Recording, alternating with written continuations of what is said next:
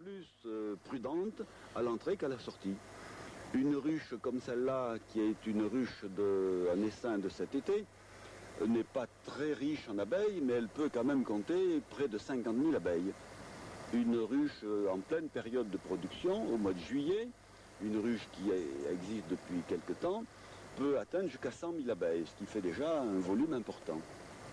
100 000 abeilles, ça veut dire 10 kilos, puisqu'un essaim normal, courant, fait 1 kilo et représente 10 000 abeilles. Et l'abeille, à ses premiers jours de vie, se promène dans la ruche, est nettoyée et léchée par ses collègues. Ensuite, après quelques jours, elle commence à faire des travaux de nettoyage, sortir des petits déchets qu'elle jette à l'extérieur. Elle participe également à la nourriture de la reine. La reine ne se nourrit pas seule, il faut lui mettre dans la trompe la nourriture dont elle a besoin. Ensuite, ces jeunes abeilles deviennent cirières.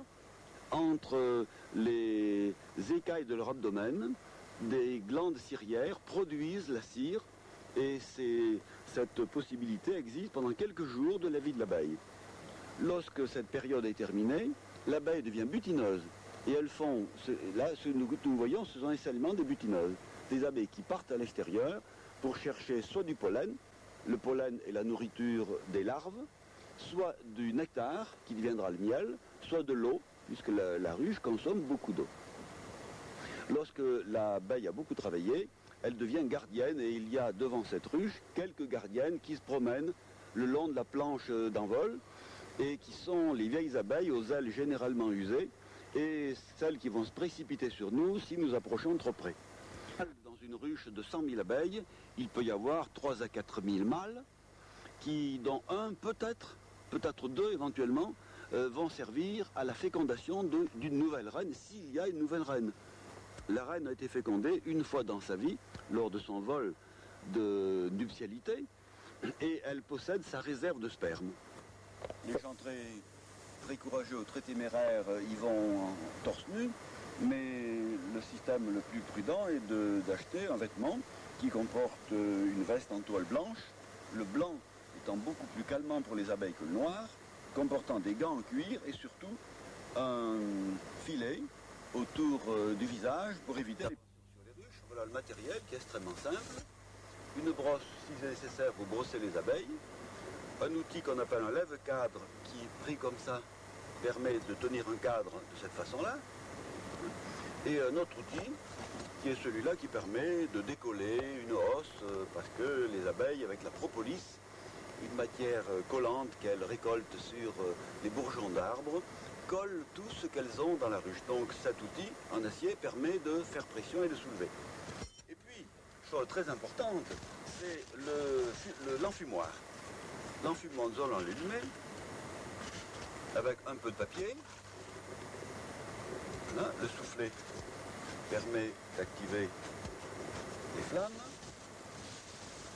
Je mets quelques épines de pin qui vont amorcer la combustion. Et si tout se passe bien, mais quelquefois il faut recommencer, il doit y avoir quelques flammes. Ici je le soulève pour que la fumée ne vienne pas sur ma figure, c'est très désagréable. Et voilà, donc les épines de pin sont en train de brûler. Nous allons poser un chasse-abeille. Alors, pour travailler à une ruche, on commence à bien faire fonctionner le soufflet. Quand il est en bon état de fonctionnement, on envoie un peu, sans souffler trop fort, de fumée par l'entrée de la ruche. Alors cette fumée, qui par ailleurs sent bon, elle est faite avec des déchets de lavande, va pousser les abeilles à se gorger de miel. Et se gorger de miel, elles ne piquent pas, enfin elles piquent moins, disons. Composé de 2 planches que nous allons soulever dans un instant. Et par ces trous, j'envoie un peu de fumée. Je rebouche ensuite. Et théoriquement, on recommande de rester 3 minutes avant de toucher davantage à la ruche. Le temps que je vais vous montrer ce qu'est un chasse-abeille. Le chasse-abeille est posé sur un... là où elles mettent le miel. Voilà le plancher, le toit de la ruche. Et sur ce toit sont percés 2 trous. Bouché par un morceau de bois. Donc je vais envoyer un peu de fumée par les trous. Voilà, le toit est composé de 2 planches que nous allons soulever dans un instant. Et par ces trous, j'envoie un peu de fumée, je rebouche ensuite, et théoriquement, on recommande de rester 3 minutes avant de toucher davantage à la ruche. Le chasse-abeille est posé sur un plateau que nous allons intercaler à ce niveau, entre la hausse et le corps de ruche. Alors, vous voyez qu'ici, il y a quelques trous, par lesquels les abeilles qui seront dans la hausse vont communiquer avec les abeilles du bas. Et comme les abeilles ont pratiquement chaque jour un contact avec leur reine, elles vont essayer de la rejoindre. Et elles sont guidées pour cela dans ces espèces d'entonnoirs, et elles vont déboucher par ces petits trous ici, hein, et elles sortiront rejoindre les autres abeilles, et elles ne reviendront pas par ce trou qui est trop petit. Autant elles sont guidées par cette partie-là, elles sont canalisées. Vous voyez, il y a 1, 2, 3, 4, 5, 6, 7 passages, mais de ce côté-là, elles ne repasseront pas par ces trous.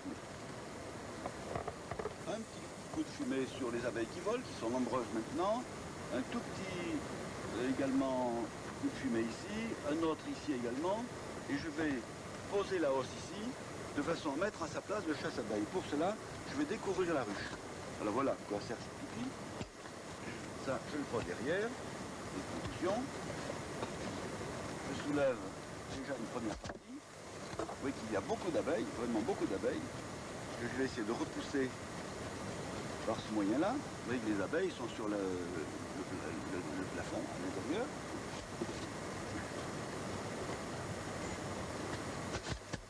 Seconde partie, je donne un petit coup d'œil rapide pour être sûr de ne pas apercevoir la reine. Si elle y était, ça me permettrait de vous le montrer, mais c'est très rare qu'elle y soit. Elle n'y est pas. Voilà, je les repousse un peu encore. Je vérifie à l'œil, comme ça, que les cadres sont bien remplis, ce qui est le cas. Cette hausse est assez lourde.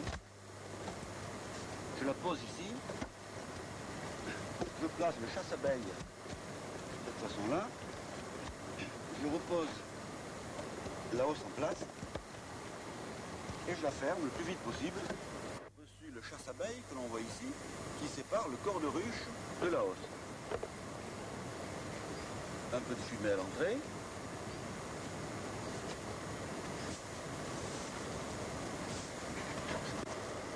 Je vérifie que pratiquement je n'aperçois pas d'abeilles, il y en aura certainement quelques-unes. Par rapport à l'opération précédente, le nombre d'abeilles est extrêmement réduit. Elles sont peu nombreuses mais un peu agressives parce que celles-ci n'ont pas senti la fumée. Donc je dépose cette hausse pleine ici qui fait une quinzaine de kilos. J'enfume les abeilles qui restent, qui n'ont pas trouvé le passage et qui vont être très contentes de s'envoler et de rejoindre la ruche par la porte normale. Et je vais d'abord traiter la hausse avant de refermer cette ruche. Le lève-cadre est très intéressant, permet de soulever les cadres un à un. On voit seulement quelques abeilles que je brosse vers leur ruche, qu'elles vont rejoindre très vite. Et je pose à côté les cadres prélevés. Vous voyez ici l'operculation, c'est un beau cadre bien rempli de deux côtés qui doit contenir environ 2 kg de miel. Cadre comme les autres, mais il comporte ici des amorces de cellules à reine. Ont-elles servi? On ne peut pas le savoir. Vous voyez, la reine étant 2 fois plus longue qu'une abeille, elle ne peut pas se développer dans une cellule normale. Donc les abeilles, souvent à la base de rayons, comme c'est le cas ici, le rayon était comme ça dans la ruche, développent une excroissance. Je vais enlever le chasse-abeille pour mettre la ruche en position hivernale. Elle va récolter encore un peu, puisque nous sommes qu'à mi-août, mais cette récolte va lui servir comme provision.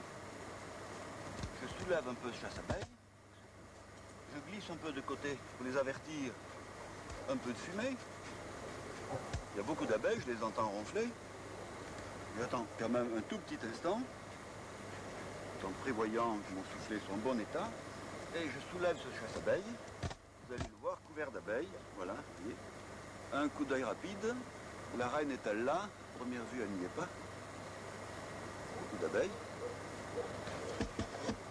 Je reprends. Vous voyez sans doute toutes les abeilles bien serrées sur leur cadre.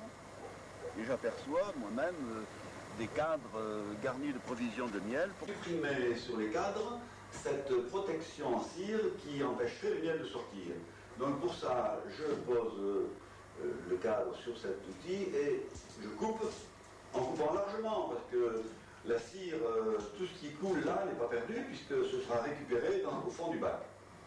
Et d'autre part, les abeilles ont besoin de construire, donc si on coupe un peu de cire, ça n'est pas gênant, ça fera partie de leur travail normal de reproduction. Ensuite, je le pose dans l'extracteur qui fonctionne dans un moment, qui peut recevoir 6 cadres.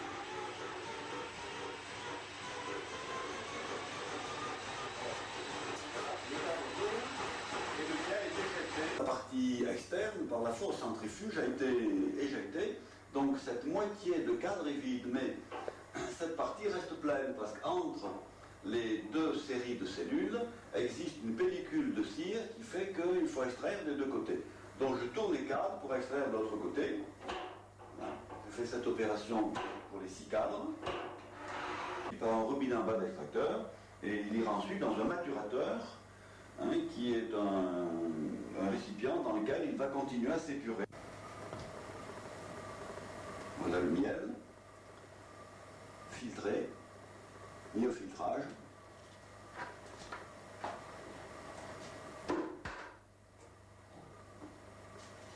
Les cadres ayant été vidés restent emmêlés et les os sont déposés dans un endroit à l'abri pour éviter la pluie.